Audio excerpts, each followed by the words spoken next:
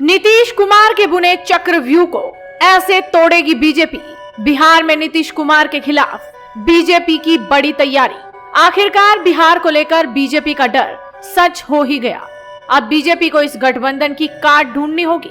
नीतीश कुमार ने राज्य में एक ऐसा चक्रव्यूह बना दिया है जिसे पार करने के लिए बीजेपी को अब नए हथियार ढूंढने होंगे। 2015 के विधानसभा चुनाव में बीजेपी को जनता दल यूनाइटेड और राष्ट्रीय जनता दल के हाथों बड़ी पराजय मिली थी। आरजेडी का राज्य में मुस्लिम और यादव वोट बैंक पर कब्जा है। ये वोटर राज्य के कुल वोट का 1/3 हिस्सा है। ऐसे में अब बीजेपी अपने तुरुप के इक्के पीएम नरेंद्र मोदी के करिश्मे के भरोसे है।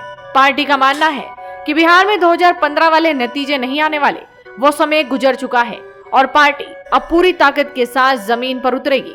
आपको बता दें कि नीतीश कुमार के साथ कुर्मी और कुशवाहा वोट बैंक है।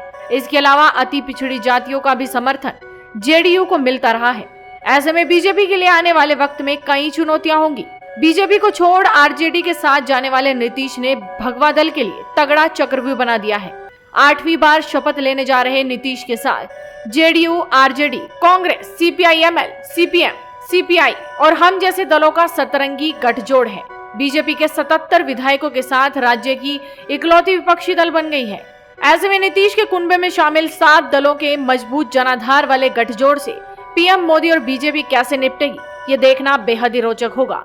लेकिन इन सारी चुनौतियों से बीजेपी अच्छी तरह से वाकिफ है और वो इसके लिए तैयार भी हो गई है। पार्टी को पीएम मोदी की लोकप्रियता पर भरोसा है, खास तौर पर पीएम मोदी का ओबीसी होना। इसका फायदा बीजेपी को बिहार में मिल सकता है।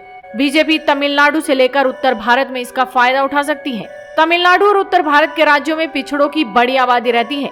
इसके अलावा बीजेपी को हिंदुत्व के मुद्दे पर बड़ा समर्थन मिल रहा है और ये जाति फैक्टर को तोड़ सकता है। बीजेपी के एक नेता ने कहा कि 2024 में क्या होगा ये कहना तो बेहद मुश्किल है, क्योंकि आम चुनाव होने में अभी 2 साल का वक्त है। लेकिन ये तो तय है कि 2015 जैसा कुछ नहीं होने वाला। लेकिन सीएम नीतीश कुमार को फिर से उनकी पार्टी पीएम मटेरियल बताने लगी है, यानी सीएम नीतीश की वो पुरानी कसक जिसकी उन्होंने खुद तो कभी चर्चा नहीं की, लेकिन उनके दल के नेता गाहे बगाहे लगातार कहते रहे हैं।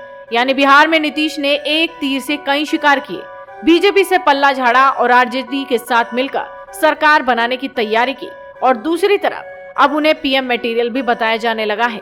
विश्लेषकों की माने तो 2024 में नीतीश बनाम पीएम मोदी का मुकाबला असंभव भी नहीं है।